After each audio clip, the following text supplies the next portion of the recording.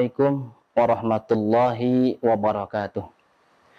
Alhamdulillahil badi'il hadi ila bayani ma'hiyair rasyadi amada arbabban nuha wa rasama syamsal bayani fi suduril ulama. Ashhadu an la ilaha illallah wahdahu la syarikalah wa ashhadu anna Muhammadan abduhu wa rasuluh la nabiyya ba'dah. Allahumma salli wa sallim wa barik ala sayyidina Muhammadin wa ala alihi wa ashabihi ajma'in, amma ba'du. Alhamdulillah, puji-puji syukur kehadirat Allah Subhanahu wa ta'ala yang telah memberikan kita beribu-ribu nikmat, di antaranya nikmat iman, nikmat Islam, nikmat panjang umur, sehingganya alhamdulillah dengan nikmat-nikmat yang Allah berikan, kita dapat melaksanakan ibadah puasa pada saat ini. Dengan harapan semoga ibadah puasa yang kita laksanakan pada saat ini dapat kiranya diterima oleh Allah Subhanahu wa ta'ala. Shalawat serta salam semoga tercurahkan kepada baginda Nabi besar kita Muhammad sallallahu alaihi wasallam, beserta keluarga, sahabat, dan kita sebagai umatnya yang masih patuh menjalankan ajaran dan sunnah-sunnahnya. Alhamdulillah, sekarang kita sudah berada pada bulan suci Ramadan. Bulan suci Ramadan, bulan yang Allah agungkan, yang Allah muliakan. Nabi Muhammad sallallahu alaihi wasallam bersabda, Al-jannatu mushtaqatun ila arba'atin nafarin talil Qur'an wa hafidhil lisan wa mut'imil ji'an wa sawmi fi syahri Ramadan. Rawahu Abu Dawud wa Tirmidzi an Ibni Abbasin. Yang artinya, surga merindukan pada 4 golongan. Yang pertama, talil Quran, orang yang membaca Al-Quran. Kita ketahui bahwasannya Allah menurunkan Al-Quran di bulan suci Ramadan, sebagaimana firman-Nya, Inna anzalnahu fi lailatul qadr, wa ma adraka ma lailatul qadr, lailatul qadri khairum min alfi syahr, tanazzalul malaikatu warruhu fiha biidzni rabbihim min kulli amr, salamun hiya hatta matla'il fajr. Al-Quran Allah turunkan di malam Lailatul Qadr sebagai mukjizat yang Allah berikan kepada Nabi besar kita Muhammad sallallahu alaihi wasallam. Mukjizat yang paling agung yang Allah berikan kepada Nabi kita Muhammad sallallahu alaihi wasallam itu adalah Al-Quran, yang semoga kita diakui sebagai umatnya. Dengan kebesaran Al-Quran, Allah menjaganya sampai nanti hari kiamat. Seperti dalam Al-Quran Allah berfirman, Inna nahnu nazzalna dzikra wa inna lahu lahafidun. Kelestarian Al-Quran akan Allah jaga sampai nanti hari kiamat. Maka beruntunglah bagi umat Nabi Muhammad SAW yang di situ Allah berikan mukjizat berupa Al-Quran. Pemirsa Qatur Nada Media dimanapun berada, Nabi Muhammad SAW bersabda, daripada keutamaan membaca Al-Quran, terutama sekarang kita berada di bulan suci Ramadan, sebagaimana hadisnya yang berbunyi, Man qara harfan min kitabillahi falahu bihi hasanatun wal hasanatu bi asyri amsalihha la aqulu alif lam mim harfun walakin alifun harfun wa lamun harfun wa mimun harfun. Yang artinya, barang siapa yang membaca satu huruf daripada kitab Allah Subhanahu wa ta'ala, maka baginya satu kebaikan. Dan satu kebaikan akan dilipat gandakan menjadi 10 kebaikan. Kata Nabi, la aqulu alif lam mim harfun. Nabi berkata, aku tidak mengatakan bahwasannya alif lam mim itu adalah satu huruf. Akan tetapi alif lam mim, alif satu huruf, lam satu huruf, dan mim satu huruf. Satu huruf yang kita baca daripada Al-Quran, terutama sekarang di bulan suci Ramadan, akan Allah lipat gandakan menjadi 10 kebaikan. Masya Allah. Disitulah keutamaan daripada mukjizat Al-Quran yang Allah berikan kepada kita sebagai umat Nabi Muhammad Sallallahu Alaihi Wasallam. Kemudian di antara anugerah kebesaran yang Allah berikan daripada mukjizat Al-Quran, Al-Quran nanti akan memberikan syafaat bagi orang yang membacanya. Kata Nabi, Iqra'ul Qur'ana fa innahu ya'ti yaumal qiyamati syafi'an li ashabih. Bacalah Al-Quran, maka sesungguhnya Al-Quran nanti akan memberikan syafaat kepada orang yang membacanya. Oleh karena itu, di bulan yang mulia ini, di bulan yang agung ini, di bulan suci Ramadan, marilah kita memperbanyak membaca Al-Quran. Semoga kita menjadi orang yang dirindukan oleh surganya Allah Subhanahu wa Ta'ala.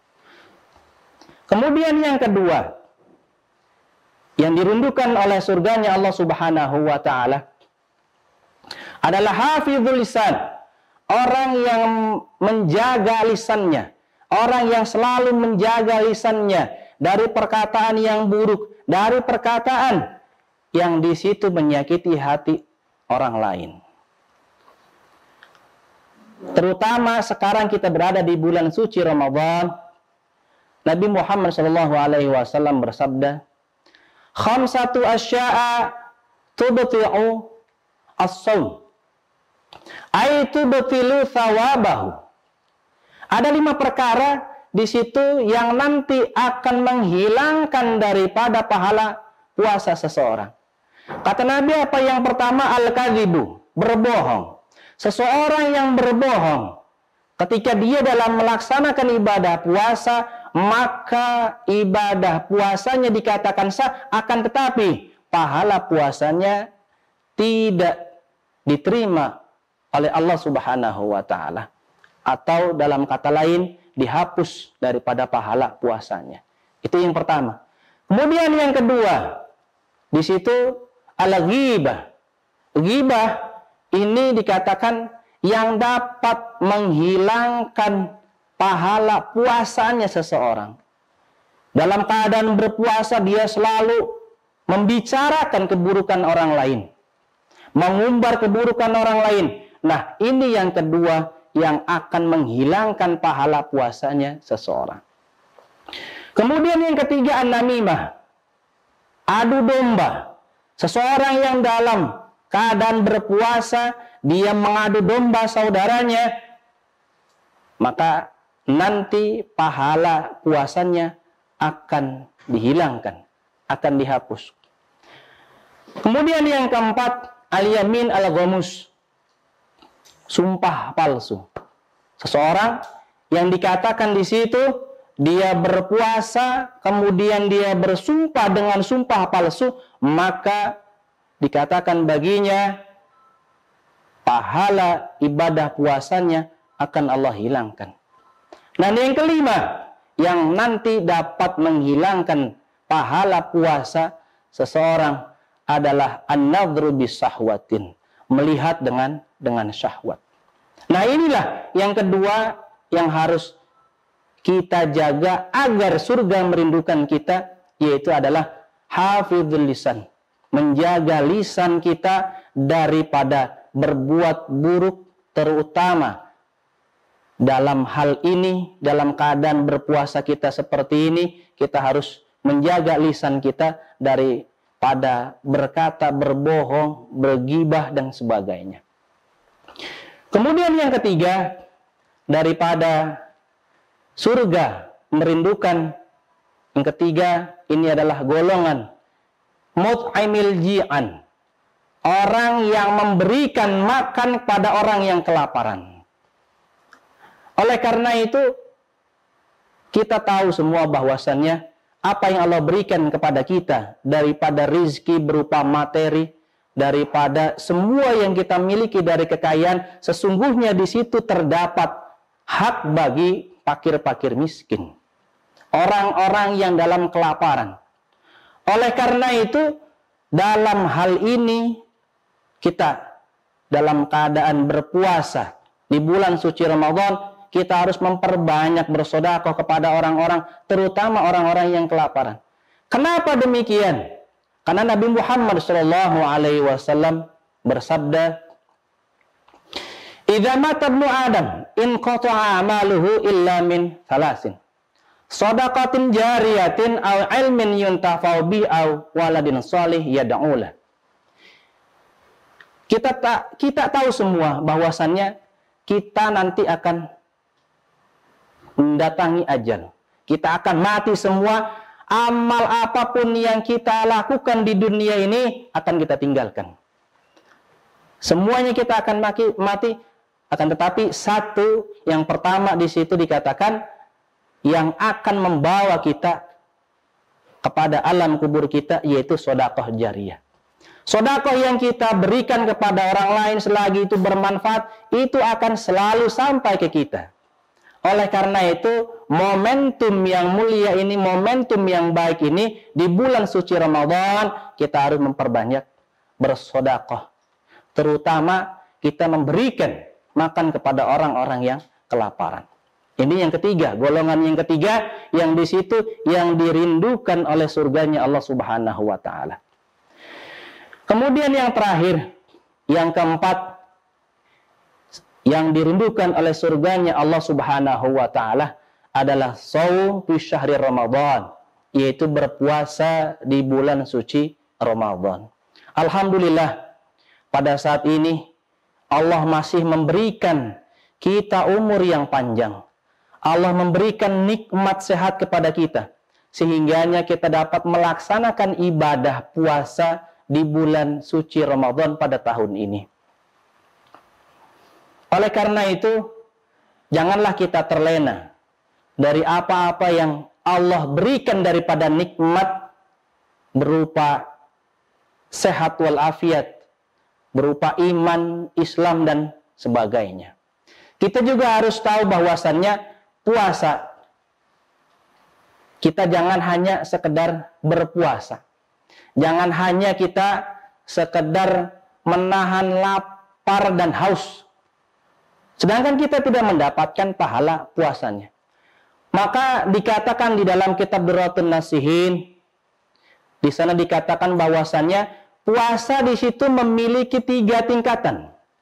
Yang pertama, shaumul awam, puasanya orang awam. Apa ini maksud dengan puasanya orang awam?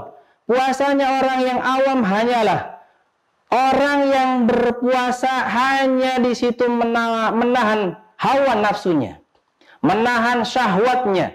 Dia hanya menahan lapar, haus, dan dahaganya. Akan tetapi di situ dia tidak mendapatkan apa yang dikatakan di situ sebagai ibadah, sebagai pahala puasanya. Kenapa demikian? Karena dalam hadis Nabi dikatakan, as-shaumu li wa ana azibihi. Bahwasannya puasa itu adalah milikku, sedangkan aku yang akan memberikan ganjarannya. Nah, kemudian yang kedua, dalam derajat tingkatan puasa, yaitu kita harus perhatikan juga, yaitu shaumul khawas. Shaumul khawas dikatakan di sini puasanya orang-orang yang soleh. Ini tingkatan yang kedua daripada yang pertama, shaumul awam. Shaumul awam, orang di situ hanya bisa menahan lapar dan haus, sedangkan dia tidak bisa mendapatkan pahala daripada ibadah puasa. Sedangkan yang kedua, puasanya orang-orang yang soleh. Puasa orang-orang yang soleh di sini dikatakan bahwasannya harus bisa menjaga 5 perkara. Ketika seseorang ingin mendapatkan derajat yang kedua, yaitu shaumul khas, puasanya daripada orang-orang yang soleh, dia harus menjaga daripada 5 perkara. Apa yang pertama? Yang pertama dikatakan di situ ghadul basar. Menahan pandangan, menjaga pandangan. Oleh karena itu, dalam hal ini kita berpuasa harus bisa menahan, harus bisa menjaga pandangan kita dari apa-apa yang Allah larang, dari apa-apa yang di situ bisa mencelakakan kita, dari apa-apa di situ yang bisa berdosa untuk kita. Itu yang pertama, ghadul basar. Kemudian yang kedua dikatakan di situ hifdzul lisan, harus bisa menjaga lisan. Harus bisa menjaga lisan.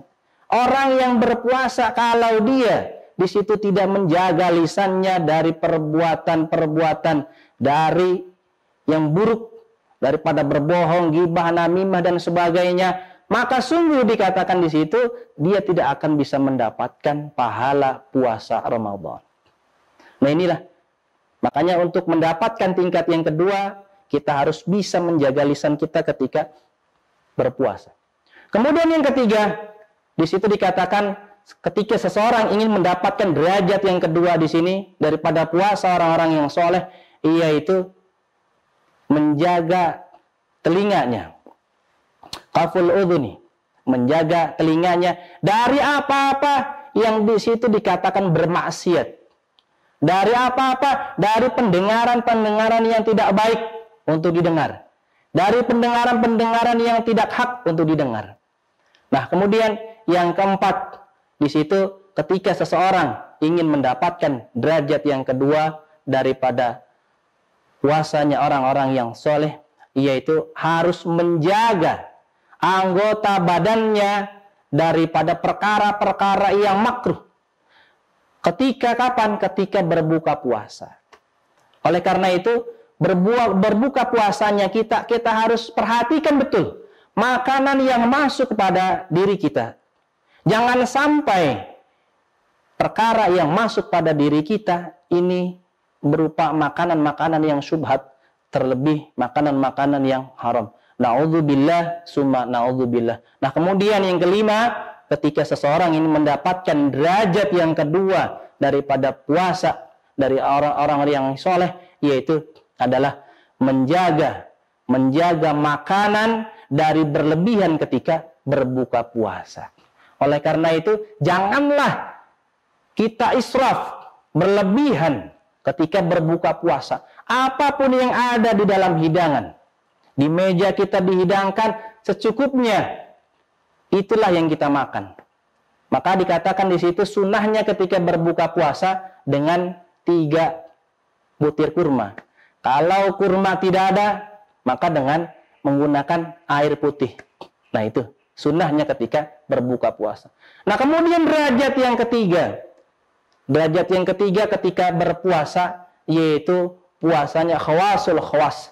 Dikatakan di sini puasanya khawasul khawas, yaitu puasanya para nabi, nabi-nabi Allah Subhanahu wa ta'ala. Apa di situ puasanya khawasul khawas? Bukan lagi anggota badannya yang puasa, akan tetapi hatinya yang berpuasa. Hatinya yang berpuasa dari apa? Sifat dengki, sifat sombong, sifat iri, dan sebagainya. Daripada penyakit-penyakit hati.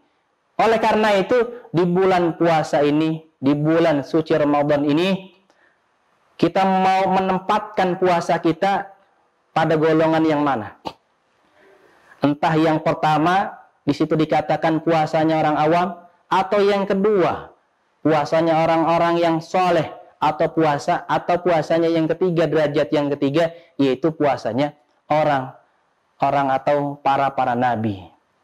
Nah, inilah semoga kita semua mendapatkan anugerah, mendapatkan hidayah, mendapatkan rahmat dari Allah Subhanahu wa ta'ala untuk selalu menjalankan ibadah puasa dengan sebaik-baiknya. Kemudian semoga harapan kita menjadi salah satu daripada orang-orang atau golongan-golongan yang surganya Allah merindukan. Mungkin Itu saja yang dapat saya sampaikan. Semoga Allah menerima ibadah puasa kita, Allah menjaga kesehatan kita, Allah memberikan taufik hidayah kepada kita semua untuk selalu menjalankan perintah Allah dan menjauhi segala larangan-larangannya. Itu saja dari kami, kurang lebihnya mohon maaf. Wallahu muwaffiq ila aqwamit thoriq. Assalamualaikum warahmatullahi wabarakatuh.